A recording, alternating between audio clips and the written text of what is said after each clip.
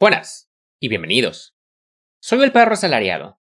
Hoy vamos a estar leyendo, con comentario, el sexto capítulo del libro Imperialismo, fase superior del capitalismo, por Vladimir Lenin.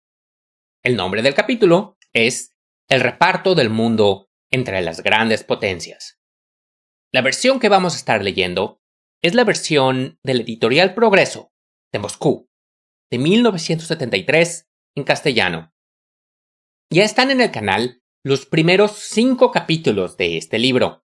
Entonces, ampliamente, te recomiendo que vayas a verlo, a leerlo, a escucharlo. Pero que nadie te diga qué hacer. Sin más preámbulo, empecemos con el texto. Capítulo 6. El reparto del mundo entre las grandes potencias. En su libro sobre la extensión territorial de las colonias europeas, el geógrafo A. Suppan ofrece el siguiente resumen de dicha extensión a finales del siglo XIX. Y aquí, en este momento, debe estar apareciendo en pantalla una tabla, que es el porcentaje de territorio perteneciente a las potencias coloniales europeas y a los Estados Unidos. Y aparece África, Polinesia, Asia, Australia, América, y aparece un porcentaje y el aumento. Continuando. Se abre una cita. El rasgo característico de este periodo, concluye el autor, es, por consiguiente, el reparto de África y Polinesia. Se cierra la cita. Como ni en Asia ni en América hay tierras desocupadas, es decir, que no pertenezcan a ningún estado, comentario, estado imperialista o reconocido por los europeos, continuando, hay que ampliar la conclusión de Suppan y decir que el rasgo característico del periodo que nos ocupa es el reparto definitivo del planeta. Definitivo no en el sentido de que sea imposible repartirlo de nuevo. Al contrario, nuevos repartos son posibles e inevitables. Sino en el que de que la política colonial de los países capitalistas ha terminado ya la conquista de todas las tierras no ocupadas que había en nuestro planeta.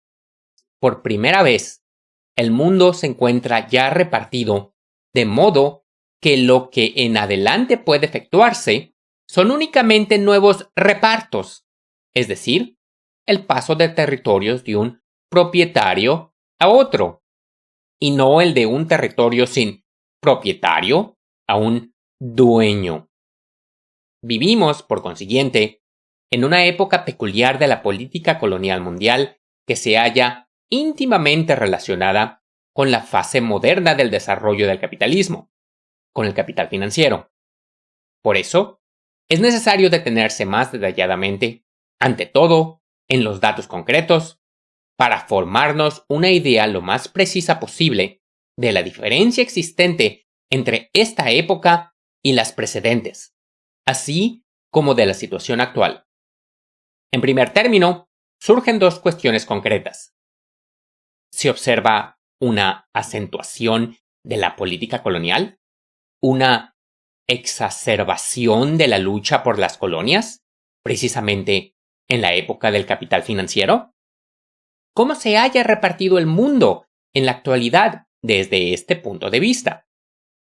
El escritor norteamericano Morris, en su libro sobre la historia de la colonización, intenta reunir los datos sobre la extensión de las posesiones coloniales de Inglaterra, Francia y Alemania en los distintos periodos del siglo XIX. He aquí, brevemente expuestos, los resultados obtenidos. Y nuevamente, camaradas, aquí en pantalla debe estarse mostrando una tabla, que son las posesiones coloniales de Inglaterra, Francia y Alemania, y cómo aumentan o bajan, dependiendo de la superficie, en millones de millas cuadradas, o la población, en millones. Continuando. Para Inglaterra, el periodo de intensificación inmensa de las conquistas coloniales corresponde a los años 60 y 80. Comentario. 1860. Continuando. y es muy considerable durante los últimos 20 años del siglo XIX. Para Francia y Alemania, corresponde justamente a estos 20 años. Hemos visto antes que el periodo del desarrollo máximo del capitalismo premonopolista, el capitalismo en el que predomina la libre competencia, se extiende de 1860 a 1870. Ahora vemos que es justamente después de este periodo cuando empieza el auge inmenso de las conquistas coloniales. Se exacerba hasta un grado extraordinario la lucha por el reparto territorial del mundo. Es indudable, por consiguiente, que el paso del capitalismo a la fase del capitalismo monopolista, al capital financiero, se haya relacionado con la exacerbación de la lucha por el reparto del mundo. Hobson destaca en su obra sobre el imperialismo los años comprendidos entre 1884 y 1900 como un periodo de intensa expansión de los principales estados europeos. Según sus cálculos, Inglaterra adquirió durante ese tiempo 3.700.000 millas cuadradas con una población de 57 millones de habitantes. Francia, 3.600.000 millas cuadradas con 36.5 millones de habitantes. Alemania, 1 millón de millas cuadradas con 14.7 millones de habitantes. Bélgica, 900.000 millas cuadradas con 300 millones de habitantes. Portugal, 800.000 millas cuadradas con 9 millones de habitantes. A fines del siglo XIX, sobre todo desde la década del 1880, todos los estados capitalistas se esforzaron por adquirir colonias, lo que constituye un hecho universalmente conocido de la historia de la diplomacia y de la política exterior. En la época de mayor florecimiento de la libre competencia en Inglaterra, entre 1840 y 1860, los dirigentes políticos burgueses de este país eran adversarios de la política colonial y consideraban útil e inevitable la emancipación de las colonias y su separación completa de Inglaterra. M. Beer indica en un artículo publicado en 1898 sobre el imperialismo inglés contemporáneo que, en 1852, un estadista británico como Disraeli, tan inclinado en general al imperialismo, decía que, se abre cita, las colonias son una rueda de molino que llevamos atada al cuello. Se cierra. En cambio, a fines del siglo XIX, los héroes del día eran en Inglaterra Cecil Rhodes y Joseph Chamberlain, que predicaban abiertamente el imperialismo y aplicaban una política imperialista con el mayor cinismo. No carece de interés señalar que esos dirigentes políticos de la burguesía inglesa veían ya entonces clara ligazón existente entre las raíces puramente económicas, por decirlo así, del imperialismo moderno y sus raíces sociales y políticas. Chamberlain predicaba el imperialismo como una, se abre cita, política justa, prudente y económica, se cierra, señalando sobre todo la competencia con que ahora tropieza Inglaterra en el mercado mundial por parte de Alemania, Norteamérica y Bélgica. La salvación está en el monopolio, decían los capitalistas, al fundar cárteles, consorcios y trusts. La salvación está en el monopolio, repetían los jefes políticos de la burguesía, apresurándose a adueñarse de las partes del mundo todavía no repartidas. Y Cecil Rhodes, según cuenta un íntimo amigo suyo, el periodista Stead, le decía a este, en 1895, a propósito de sus ideas imperialistas. ¿Se abre cita? Ayer estuve en el East End londinense, un barrio de obreros, comentario, y asistí a una asamblea de parados, de personas que no tienen empleo, comentario. Al oír allí discursos exaltados cuya nota dominante era pan, pan, y al reflexionar de vuelta a casa sobre lo que había oído, me convencí más que nunca de la importancia del imperialismo. La idea que yo acaricio es la solución del problema social, para salvar a los 40 millones de habitantes del Reino Unido de una mortífera guerra civil. Nosotros, los políticos coloniales, debemos posesionarnos de nuevos territorios.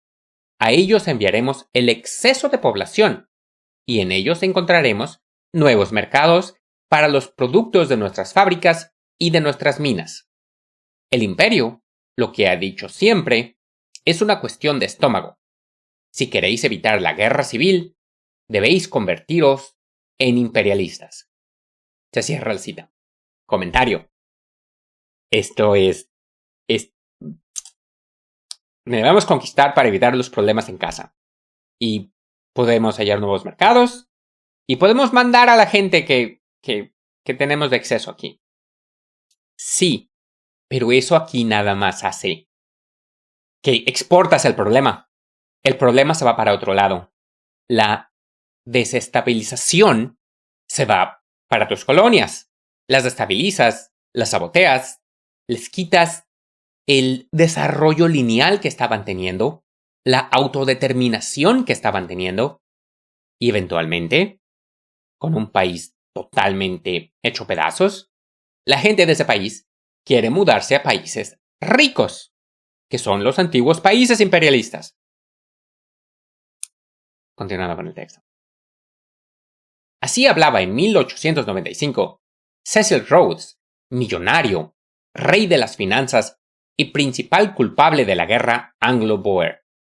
Esta defensa del imperialismo es simplemente un poco burda, cínica, pero, en el fondo, no se diferencia de la teoría de los señores Maslow, Sunderkum, Potresov, David, del fundador del marxismo ruso, etcétera, etcétera.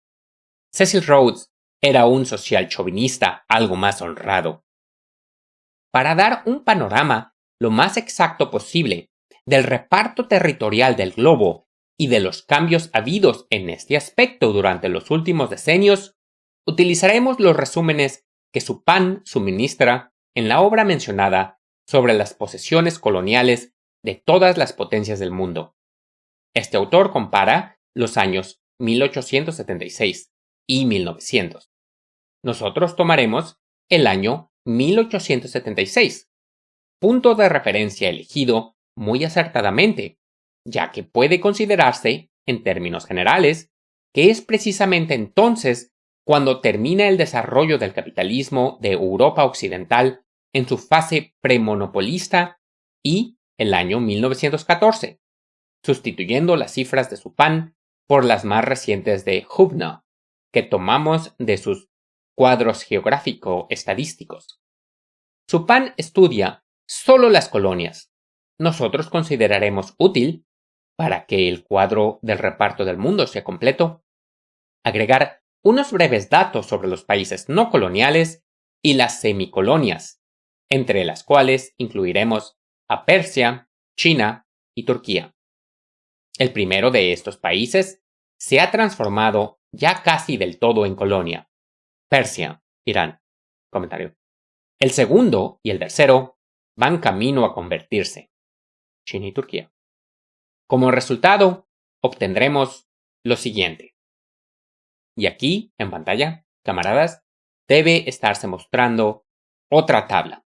Posesiones coloniales de las grandes potencias, en millones de kilómetros cuadrados de habitantes. Inglaterra, Rusia, Francia, Alemania, Estados Unidos y Japón. Continuando. Se ve claramente cómo a fines del siglo XIX y en los albores del siglo XX se hallaba ya terminado el reparto del mundo. Las posesiones coloniales se ensancharon en proporciones gigantescas después de 1876, en más del 50%, de 40 a 65 millones de kilómetros cuadrados para las 6 potencias más importantes. El aumento es de 25 millones de kilómetros cuadrados, el 50% más que la superficie de las metrópolis, 16.5 millones. 3 potencias no poseían, en 1876, colonias, y la cuarta Francia casi no las tenía. Para el año 1914, esas 4 potencias habían adquirido colonias con una superficie de 14.1 millones de kilómetros cuadrados, es decir, el 50% aproximadamente, más que la superficie de Europa, con una población de casi 100 millones de habitantes. La desigualdad en la expansión colonial es muy grande si se comparan, por ejemplo, Francia, Alemania y el Japón, cuya diferencia no es muy considerable en cuanto a la superficie y al número de habitantes. Resulta que el primero de dichos países ha adquirido casi 3 veces más colonias, desde el punto de vista de la superficie, que el segundo y el tercero juntos.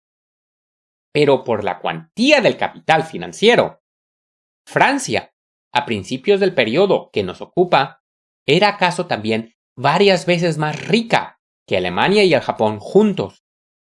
La extensión de las posesiones coloniales no depende solo de las condiciones puramente económicas, sino también de las condiciones geográficas basadas en las económicas, etcétera, etcétera.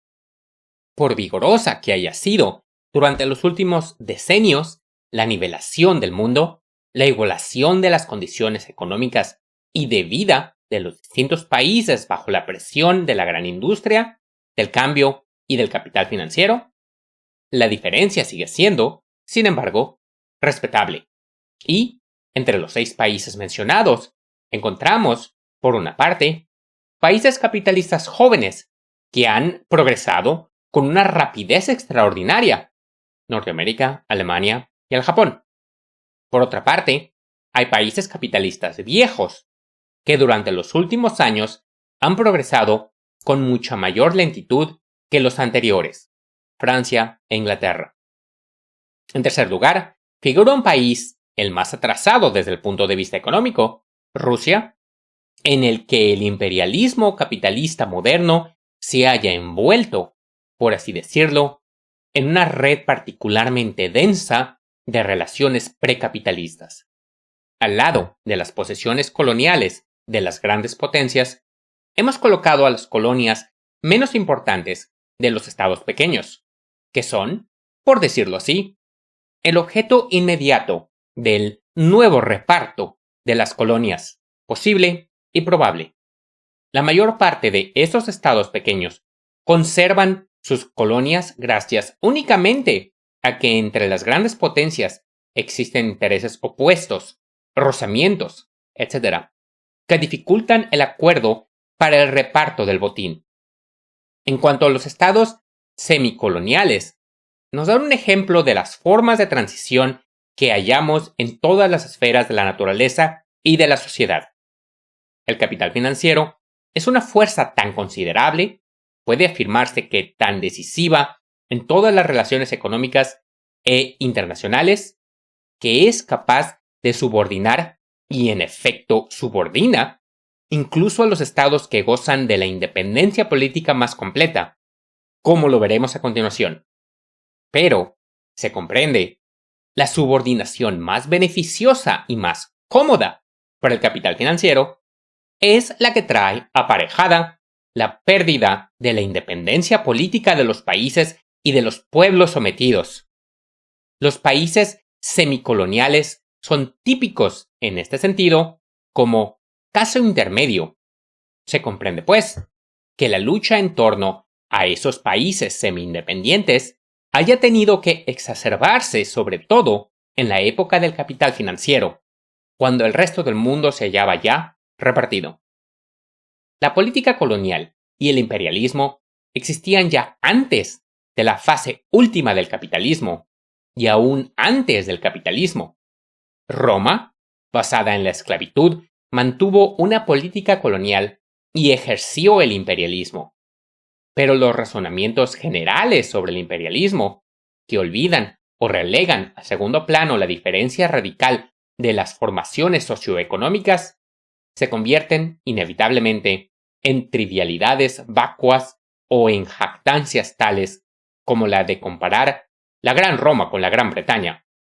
Incluso la política colonial capitalista de las fases anteriores del capitalismo se diferencia esencialmente de la política colonial del capital financiero.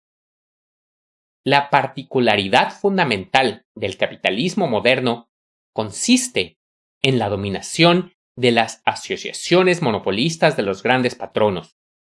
Dichos monopolios adquieren la máxima solidez cuando reúnen en sus manos todas las fuentes de materias primas. Y ya hemos visto con qué ardor los grupos internacionales de capitalistas se esfuerzan por quitar al adversario toda posibilidad de competencia, por adquirir, por ejemplo, las tierras que contienen mineral de hierro, yacimientos de petróleo, etc. Comentario. Hay cosas que nunca cambian. Yacimientos de petróleo. Cómo los capitalistas se esfuerzan por quitarle al adversario toda posibilidad de competencia, por adquirir, por ejemplo, las tierras que contienen mineral de hierro, yacimientos de petróleo, etc. Comentario. Estoy grabando esto en agosto del 2025, finales de agosto. Y trato mucho de mantenerme al margen de países o de temas que los comunistas, los socialistas, pueden tener posiciones diferentes. Uno de ellos, por ejemplo, es Venezuela, el tema de Venezuela. Entonces, yo no quiero dar nada específico de Venezuela, no quiero dar apoyo, no quiero dar, en este momento no. Lo que sí quiero dar es que el país imperialista por excelencia es Estados Unidos. Y en este momento, Estados Unidos acaba de mandar acorazados a la costa del Caribe porque Venezuela quiere sacar el petróleo y Estados Unidos quieren ese petróleo. Continuando con el texto. La posesión de colonias es lo único que garantiza, de una manera completa, el éxito del monopolio contra todas las contingencias de la lucha con el adversario, aun cuando éste procure defenderse mediante una ley que implante el monopolio del Estado. Cuanto más desarrollado está el capitalismo, cuanto más sensible se hace la insuficiencia de materias primas, cuanto más ardua es la competencia y la búsqueda de fuentes de materias primas en todo el mundo, tanto más encarnizada es la lucha por la adquisición de colonias. Comentario. Hoy en día, 2095, eso aplica bastante. Continuando. Esperen, comentario. También, muchas veces la gente dice, no, China y Estados Unidos es una nueva guerra fría. Es como, no es una guerra fría. Es exactamente esto que está describiendo Lenin. Es el periodo antes de la Primera Guerra Mundial. O el periodo durante, el ínterim. Porque es exactamente eso. Lo que es... Estados Unidos es la antigua Gran Bretaña. Y China, en esta analogía, China es la Alemania, que estaba creciendo vertiginosamente. Continuando con el texto. Se abre una cita.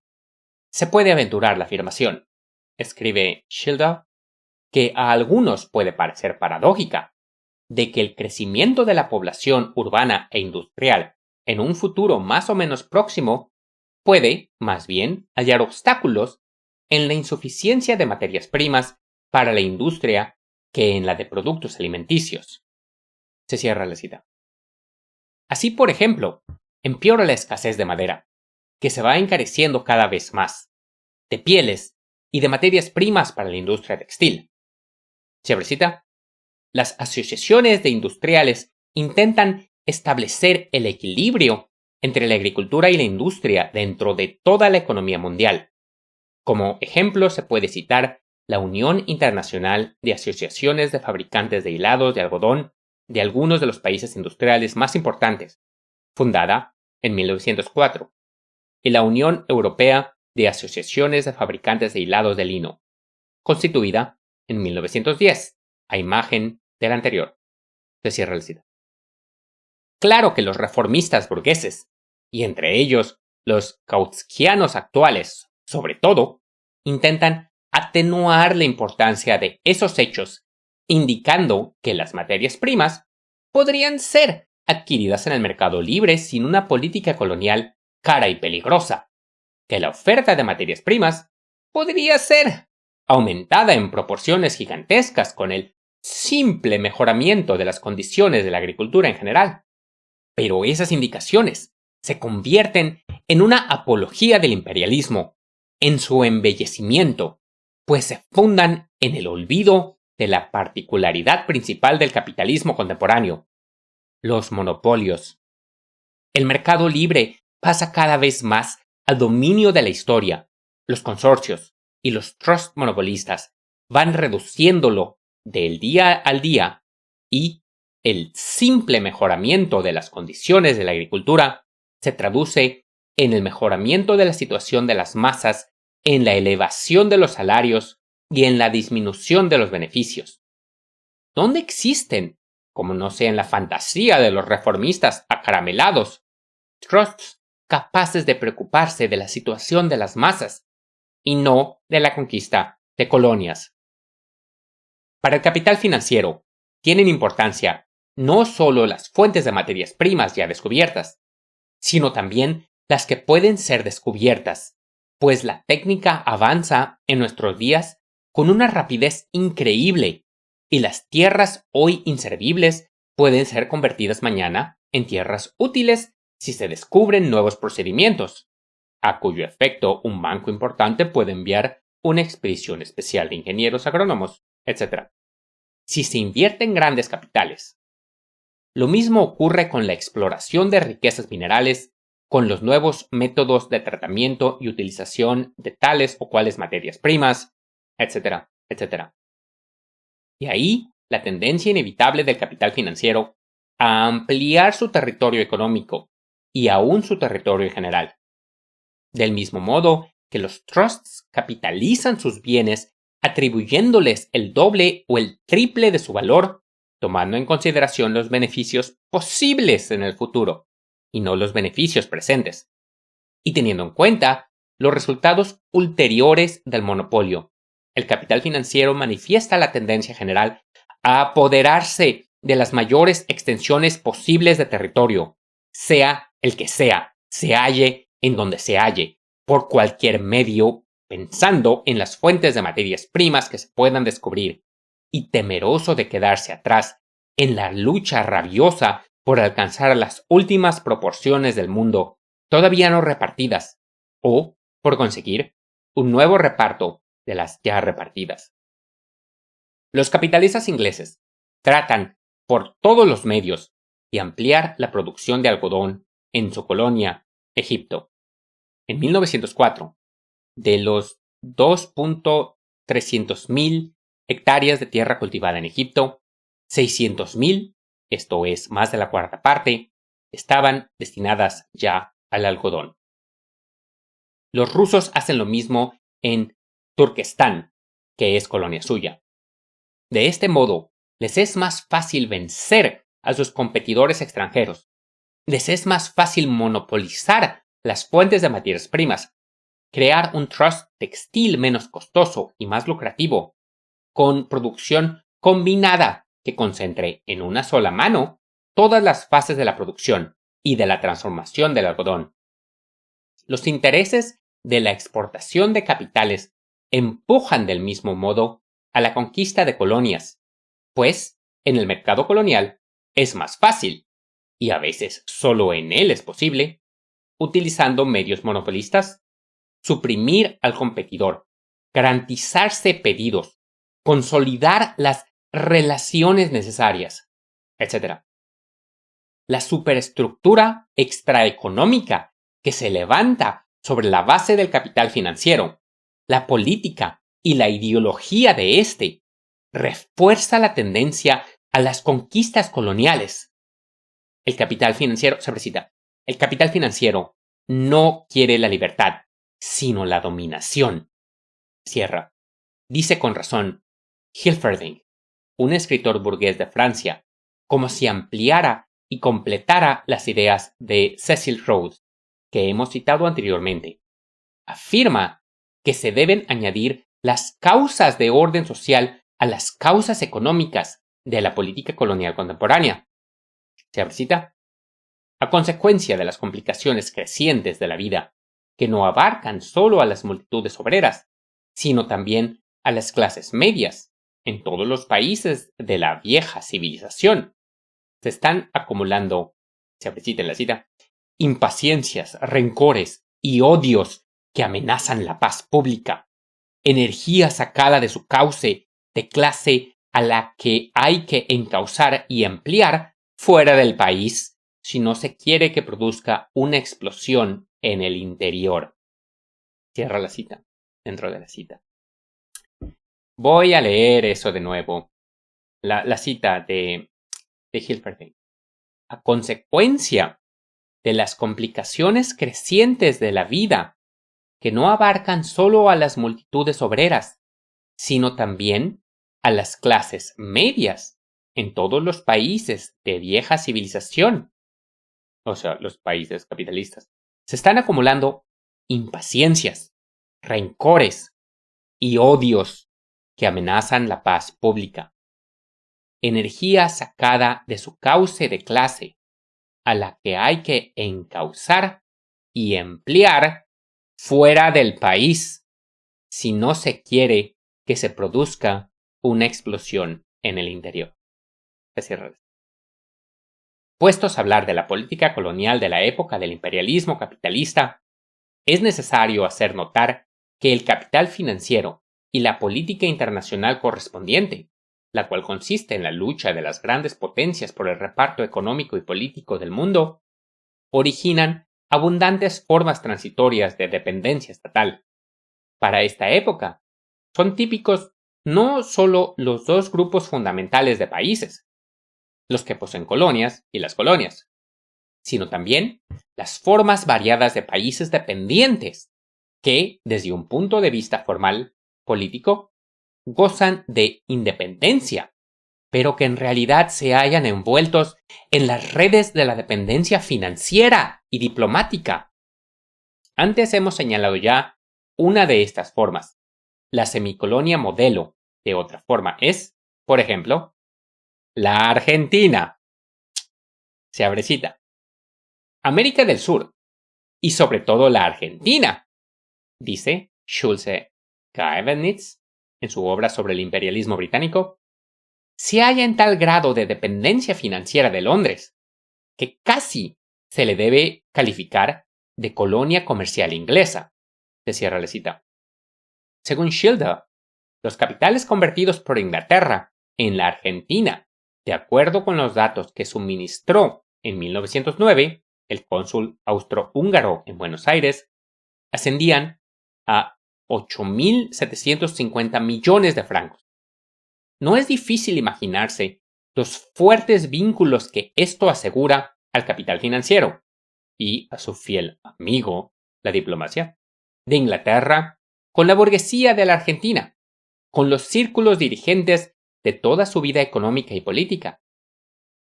El ejemplo de Portugal nos muestra una forma algo distinta de dependencia financiera y diplomática, aún conservándose independencia política. Portugal es un estado independiente, soberano, pero en realidad lleva más de 200 años desde la Guerra de Sucesión Española, 1701-1714, bajo el protectorado de Inglaterra. Inglaterra lo defendió y defendió las posesiones coloniales portuguesas para reforzar las posiciones propias en la lucha con sus adversarios, España y Francia.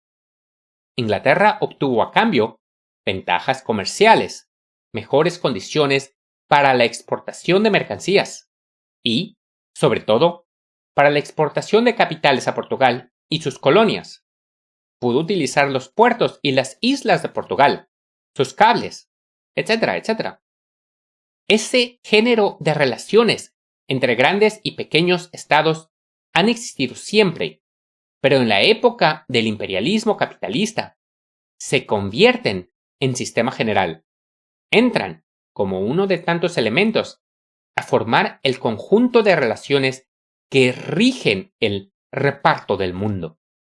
Pasan a ser eslabones en la cadena de operaciones del capital financiero mundial. Para terminar con lo relativo al reparto del mundo, debemos hacer notar todavía lo siguiente. no solo las publicaciones norteamericanas después de la guerra hispanoamericana y las inglesas después de la guerra anglo-boer plantearon el asunto de un modo completamente abierto y determinado a fines del siglo XIX y a principios del siglo XX. No solo las publicaciones alemanas, que seguían más celosamente el desarrollo del imperialismo británico, han venido enjuiciando regularmente este hecho. También las publicaciones burguesas de Francia han planteado la cuestión de un modo suficientemente claro y vasto dentro de lo posible, desde el punto de vista burgués. Ahí tenemos al historiador Driault, autor de Problemas políticos y sociales de fines del siglo XIX, el cual dice lo siguiente en el capítulo sobre las grandes potencias y el reparto del mundo. Se abre cita. En estos últimos años, todos los territorios libres del globo, a excepción de China, han sido ocupados por las potencias de Europa y por América del Norte. Se han producido ya, en este terreno, algunos conflictos y algunos desplazamientos de influencia, precursores de trastornos más terribles en un futuro próximo. Porque hay que apresurarse.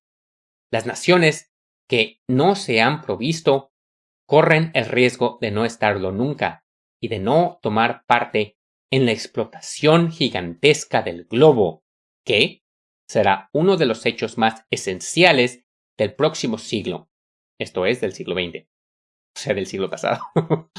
Por esto, toda Europa y América se han visto recientemente presas de la fiebre de expansión colonial, del imperialismo, que es la característica más notable de fines del siglo XIX. Se cierra la cita. Y el autor añade, se abre la cita de nuevo, otra cita, con ese reparto del mundo, con esa carrera rabiosa en pos de las riquezas y de los grandes mercados de la tierra, la fuerza relativa de los imperios creados en este siglo XIX no guarda proporción alguna con el puesto que ocupan en Europa las naciones que los han creado. Las potencias predominantes en Europa, que son los árbitros de sus destinos, no predominan igualmente en el mundo.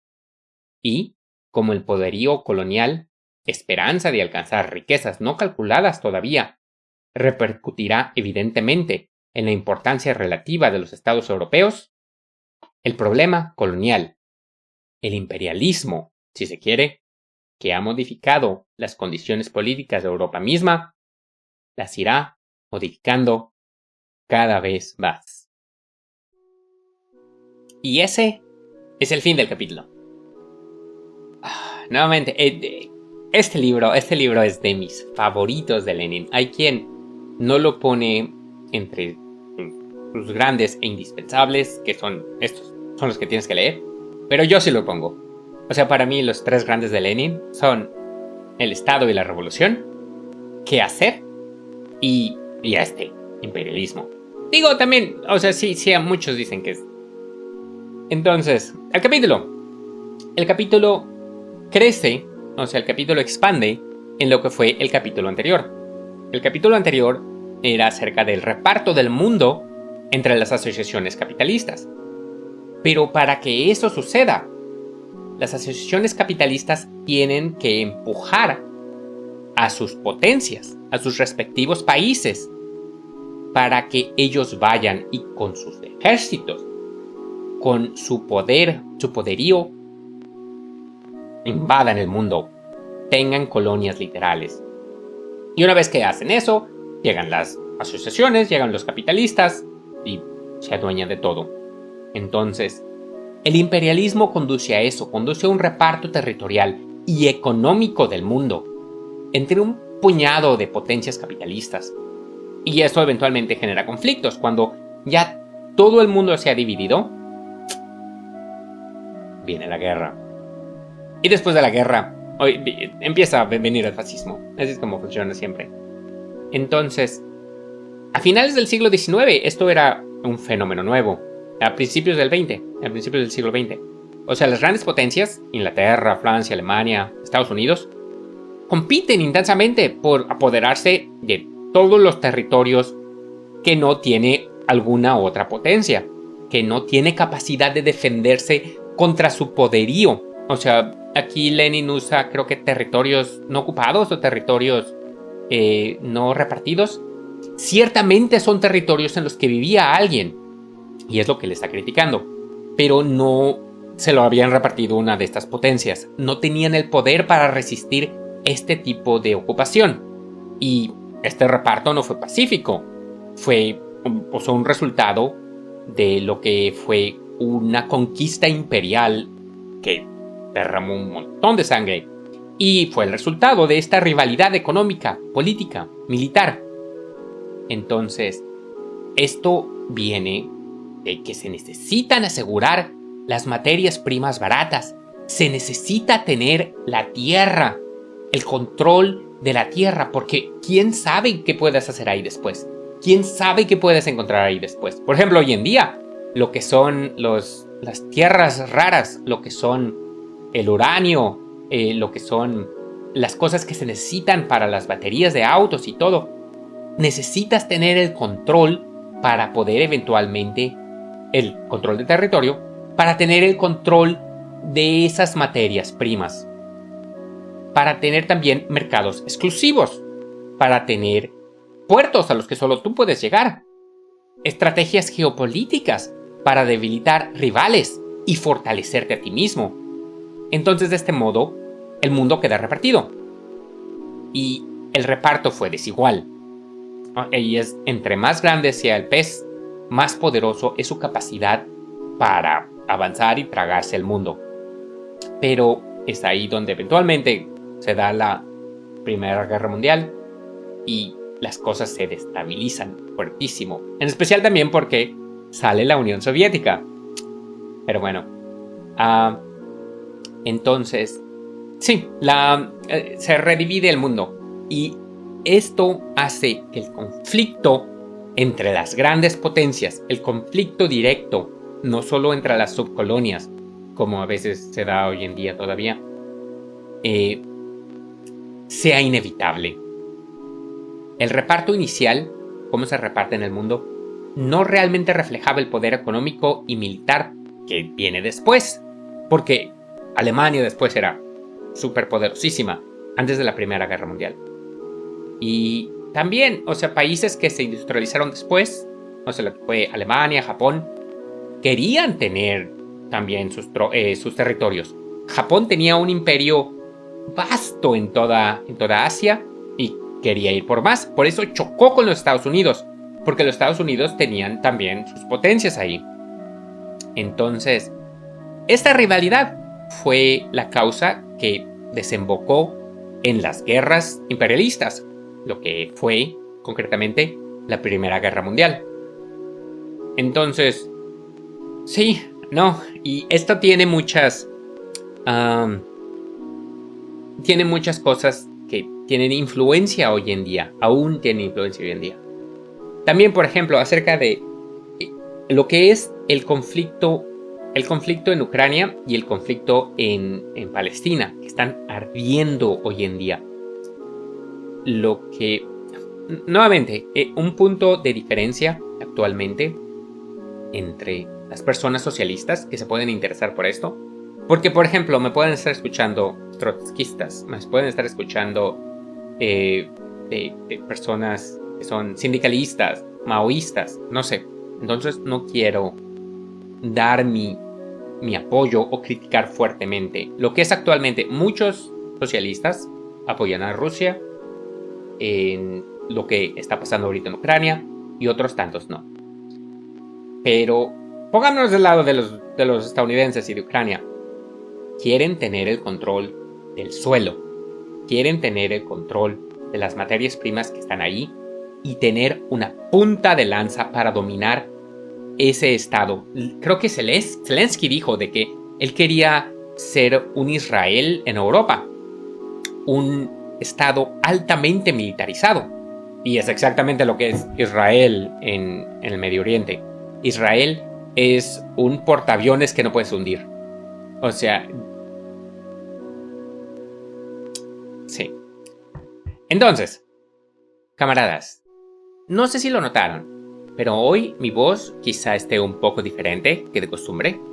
Sucede que hoy estoy un poco enfermo, pero tenía un espacio de tiempo para narrar, entonces quería hacerlo, decidí hacerlo.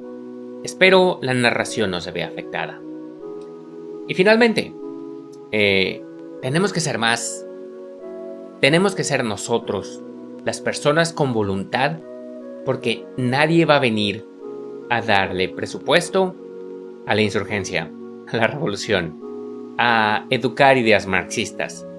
Porque aquellos que realmente tienen el dinero, el poder, no les interesa que se disemine este tipo de información.